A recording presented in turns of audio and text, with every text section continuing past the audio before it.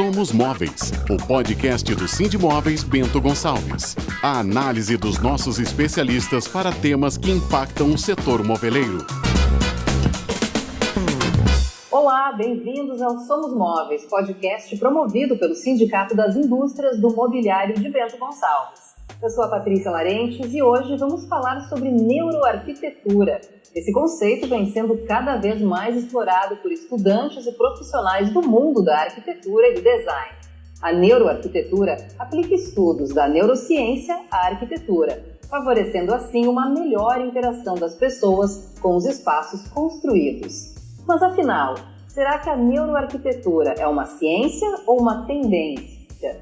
Para falar sobre esse assunto, convidamos um super especialista da área, o arquiteto Lori Kriesel, presidente da Academia de Neurociência para a Arquitetura no Brasil, a ANFA, e é também autor do livro Neuroarquitetura, Neurodesign e Neuroiluminação. Olá, Lori, muito obrigada pela tua presença aqui no Somos Móveis. Olá, Patrícia, tudo bem? Prazer imenso estar aqui. Fico muito honrado pelo convite. Eu sei do quão o Sindimóveis se dedica à curadoria dos assuntos que traz. Eu fico muito honrado pelo convite. É um prazer poder contribuir. Nós que agradecemos, Lori, é um prazer te ter aqui com a gente.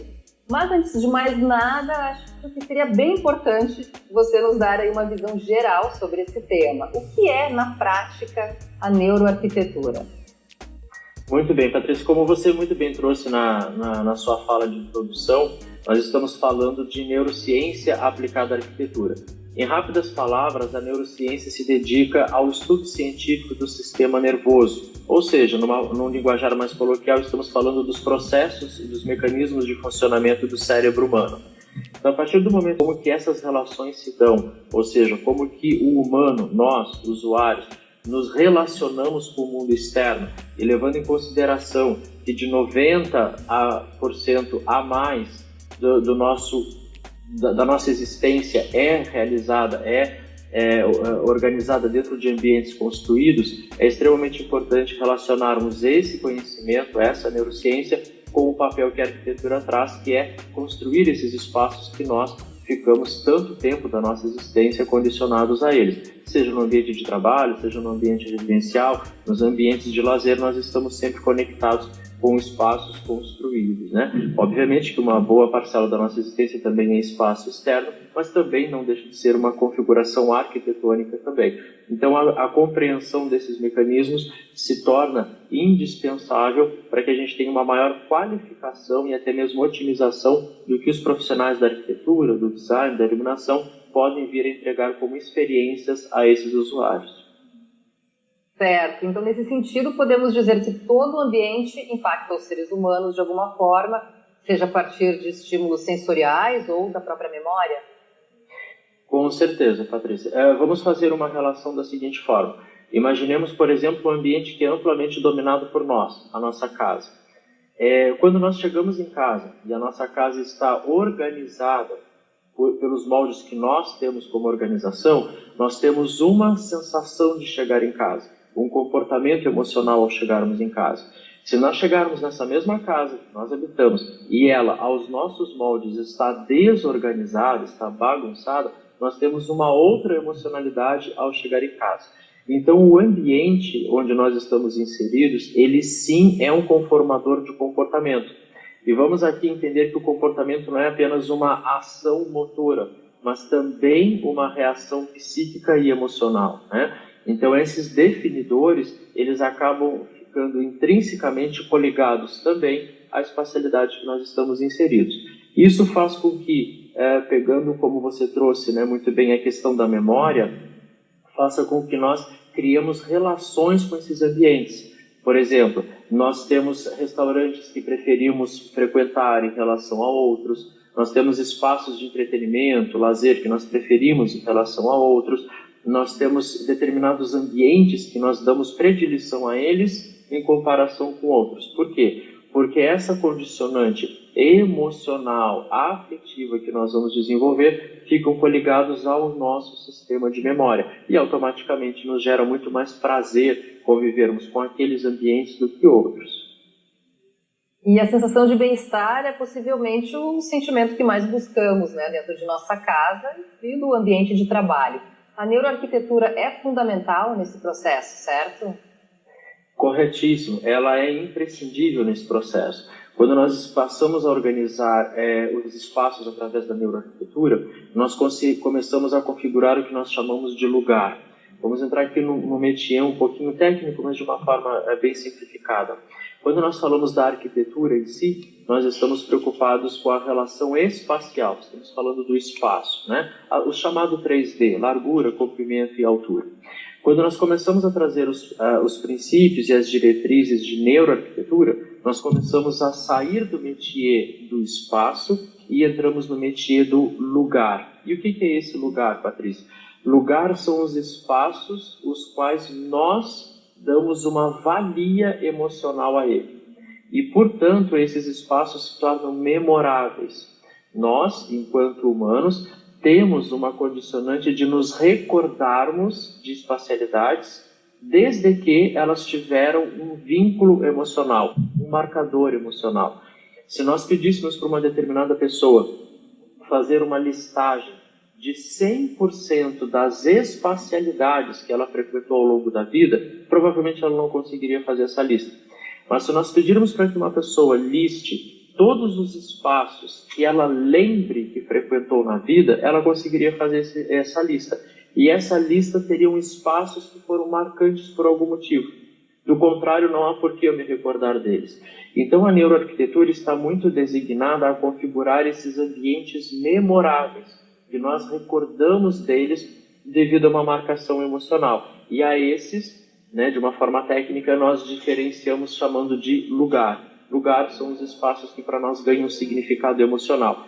Estarmos bem dentro desse lugar é um fator que vai nos auxiliar demais nessa configuração, nessa geração de pertencimento. Hoje tanto fala-se em pertencimento, né? É quando nós nos apropriamos de uma determinada espacialidade. Ela, para mim, faz sentido. Eu gosto de trabalhar aqui, eu gosto de morar aqui, eu gosto de frequentar esse ambiente de entretenimento ou de lazer. Então, essa conexão é o que busca-se hoje gigantescamente em várias áreas. Obviamente que pensando enquanto usuários de uma habitação, extremamente necessário, porque se nós trouxermos alguns conceitos, como por exemplo chamado design salutógeno, né? Quando o design me faz bem, ele trabalha ao meu favor, para um ambiente residencial é imprescindível também. Mas espaços como, por exemplo, ambientes corporativos, onde hoje, no momento pós-pandêmico, uma das grandes dificuldades é trazer as pessoas de volta para o ambiente de trabalho, esse ambiente tem que ter um significado muito maior, né? Nós nos tornamos muito mais seletivos em relação aos espaços que nós optamos por frequentar. Assim como os ambientes comerciais. O que me faz ir efetivamente a uma loja, visto que eu posso comprar na palma da mão por um aplicativo? Então, a questão da experienciação se torna muito válida, né? Então, efetivamente, a neuroarquitetura se faz extremamente presente e hoje necessária para essa validação emocional dos espaços. Certo. Na hora de desenvolver os seus projetos, os arquitetos e designers buscam sempre satisfazer as necessidades do cliente em questão. Como a neuroarquitetura é fundamental nesse momento? Bom, quando nós começamos a trabalhar com o grande guarda-chuva da neuroarquitetura, sob ele nós temos o neurodesign, a neuroiluminação, nós temos outros segmentos que acabam se desenvolvendo a partir desses, né? A gente tem, por exemplo, o conceito de design biofílico. Em um primeiro momento, o design biofílico ele foi muito visto como ter verde, ter vegetação dentro dos espaços. Bem verdade que vegetação é um dos elementos do design biofílico, mas trabalhar com biofilia, que é a questão vida, né? Trazer vida para dentro da espacialidade, estamos também trabalhando com outros quesitos, como integração com os ambientes externos, iluminação natural, ventilação natural, as materialidades, mas acima de tudo a organicidade do espaço, ou seja, o quanto esse espaço efetivamente se conecta com a Patrícia ou com outros usuários para aquelas atividades. E aí dentro dessas atividades nós vamos entender o foco maior, é residir, é trabalhar, é desenvolver uma atividade comercial. Então entender essa necessidade tendo o humano como principal foco faz com que arquitetos e designers passem a enxergar o projeto através de um novo viés, ou seja, o viés do comportamento. Lembrando de novo que o comportamento não é apenas uma ação motora, mas também uma resposta emocional. Então, a partir deste comportamento, o que nós queremos promover para esse usuário aqui, enquanto atividade e enquanto movimento empático a esse espaço que está sendo proposto. Então, a partir desse momento, aquele modelo que tinha-se antigamente, né, ou até bem pouco tempo atrás, de você começar o projeto pela espacialidade, ele acaba ficando em segundo plano, visto que nós começamos por um comportamento. Uma vez entendido isso, aí começamos a aplicar as questões estéticas, as questões formais, para que a gente tenha efetivamente uma entrega também técnica disso. Mas essa condicionante de partirmos o projeto iniciar-se a partir do humano, a partir da condicionante comportamental e emocional do humano, faz com que a perspectiva do profissional altere-se drasticamente e, felizmente, de uma forma muito mais qualificada, porque o projeto se torna mais acurado, a entrega ela é muito maior. E, Lori, no setor moveleiro, né, como a neuroarquitetura pode agir no começo da cadeia, né, ainda na criação, na concepção do mobiliário? É possível aplicar? Se faz tão necessário quanto na arquitetura de um modo geral, né? Se nós voltarmos àquele conceito de que o lugar é o espaço ao qual eu dei um significado a ele, nós vamos entender que todas as espacialidades são compostas por elementos, por objetos, os quais, em sua grande maioria, chama-se mobiliário. Então, cada um desses elementos fazem parte também dessa composição. Como eu comentei há pouco, nós temos um grande guarda-chuva chamado neuroarquitetura e sob ele nós temos uma área chamada neurodesign. O neurodesign é quando eu começo a sair do espaço e ir para o que está composto dentro desse espaço. E aí o mobiliário se faz extremamente importante. Hoje a gente trabalha inclusive com o conceito do chamado designer 4.0, que é aquele profissional do design que não olha apenas para o desenho do produto, mas ele olha para toda a cadeia da indústria e toda a organização de como essa indústria vai dialogar especificamente com o seu público. E aí nós começamos a falar de pessoas. Então, no neurodesign, nós estamos muito focados sobre qual é o modelo relacional que um determinado grupo de pessoas, que a gente pode chamar aqui de público-alvo para aquela indústria, para aquele player do setor moveleiro, quem é esse público-alvo, como que esse público se relaciona com o mundo e como que o nosso produto mobiliário pode ter uma conexão com esse público. Então aqui a gente já começa a entender que isso vai partir desde a prancheta com o papel em branco até o movimento de marketing, por exemplo, né? Como que eu vou dialogar com esse público? O que faz sentido para esse público, para que ele se sinta convidado, para que ele se sinta tocado a desejar esse objeto ou mesmo perceber valor nesse projeto.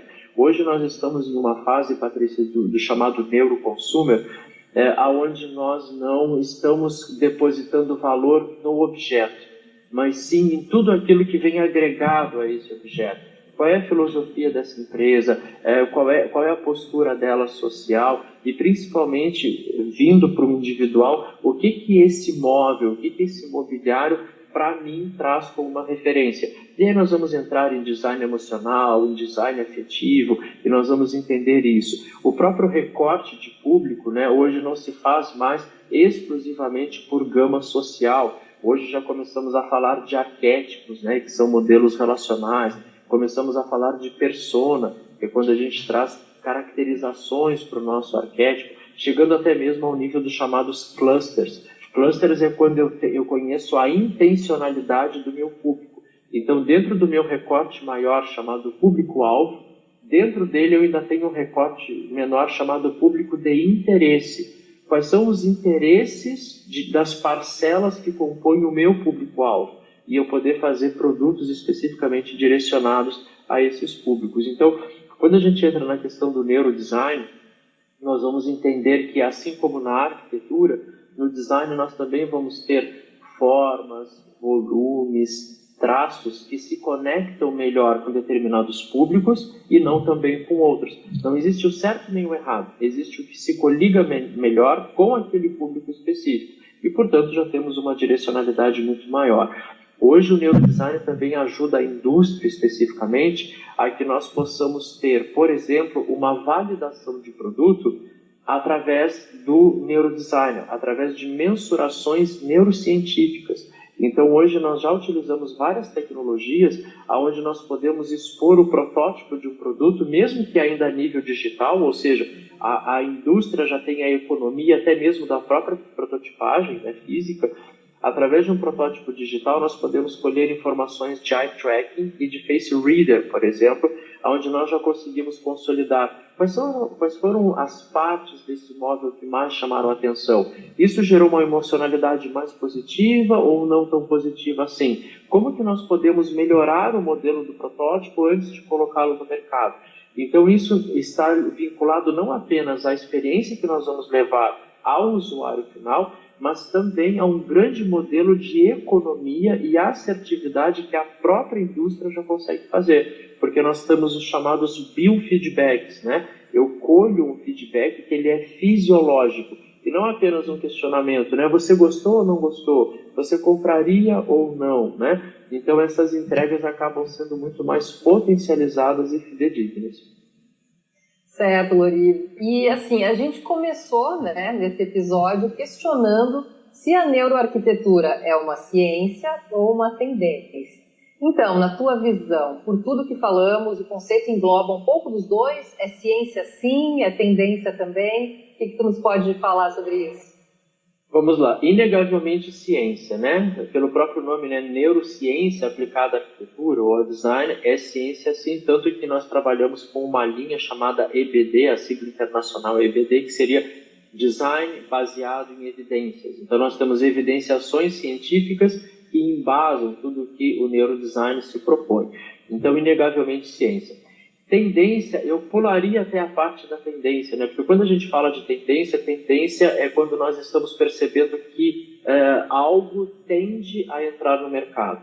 O neurodesign ele já está em voga, ou seja, ele já está uma fase além, ele já é uma realidade, ele já é altamente aplicável e ele já é uma condicionante que grandes players do setor moveleiro, por exemplo, já se utilizam dele. E aí a gente poderia pegar grandes exemplos de gigantes mundiais que hoje fazem todo o seu lançamento de produtos e até mesmo a organização dos PDVs, das lojas, são feitas através de estudos neurocientíficos. Então, isso já está em voga, já está em operação, né? Não tem demais. Já é uma realidade e, inegavelmente, novas tecnologias começam a chegar para aprimorar cada vez mais, né?